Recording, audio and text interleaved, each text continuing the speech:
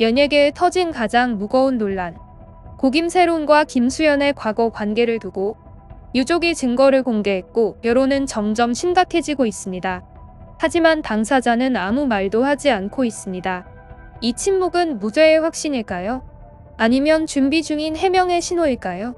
오늘은 김수현과 김새론, 그 둘 사이에 얽힌 의혹의 전개, 쏟아지는 증거, 그리고 침묵이 남긴 의미까지 정리해보겠습니다. 2015년부터였다. 유족 측이 제시한 증거들. 고 김새론 유족은 기자회견을 열고 김수현과 미성년자 시절부터 교제한 정황이 담긴 SNS 메시지, 손편지, 과거 사진을 공개했습니다. 그중 일부 메시지. 나중에 뽀뽀 실제로 해줘. 나 언제 너 안고 잠들 수 있어. 그러면 진짜 꿀잠 잘 수 있을 것 같아. 당시 김새론은 16세, 김수현은 29세.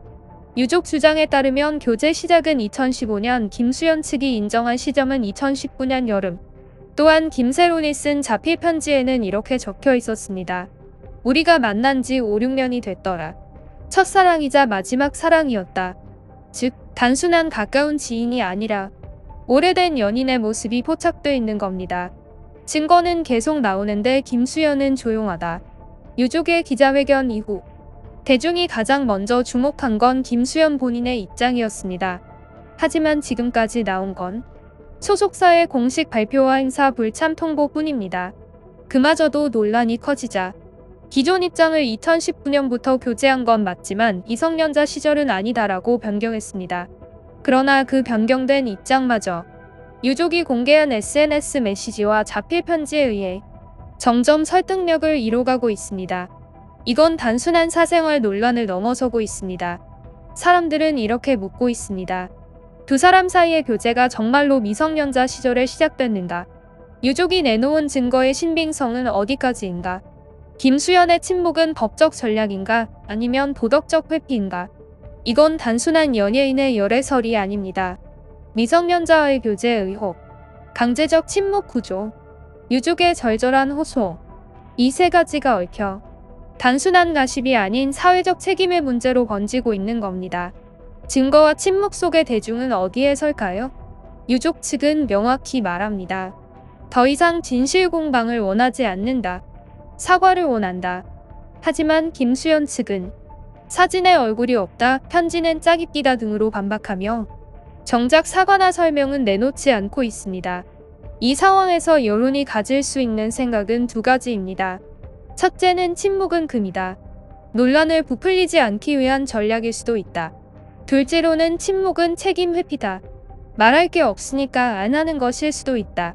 여러분은 어느 쪽에 가까우신가요? 불붙은 광고계 방송과 피해는 어디로? 이번 사생활 논란으로 김수현이 출연 중인 드라마, 광고, 예능 등 연쇄적인 손절 조짐이 감지되고 있습니다. 특히 타이언 편의점 브랜드 행사 불참, 다음 CF 공개 일정 연기, OTT 플랫폼 쪽 리스크 검토 회의 진행 중.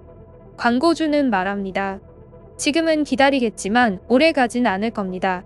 즉, 김수현의 침묵이 길어질수록 그 피해는 김수현 한 사람을 넘어서 제작사, 브랜드, 팬들까지 번지게 된다는 의미입니다. 결론적으로 침묵은 끝이 아니겠죠.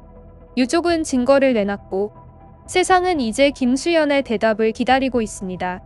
지금 중요한 건 논란을 이기느냐가 아닙니다. 누구의 상처를 더 깊게 만들지 않느냐입니다. 지금 침묵이 필요하다면 그건 변명 없는 진실을 준비하는 시간이 되어야 하고, 그 진실이 온다면 그건 누군가의 억울함을 끝내주는 마지막 한마디가 되어야 합니다.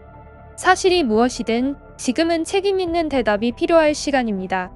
누구의 편도 아니고 누구의 몰락도 바라지 않습니다. 단지 고인을 위해서라도 더 이상 진실이 침묵 속에 묻히지 않기를 바랍니다.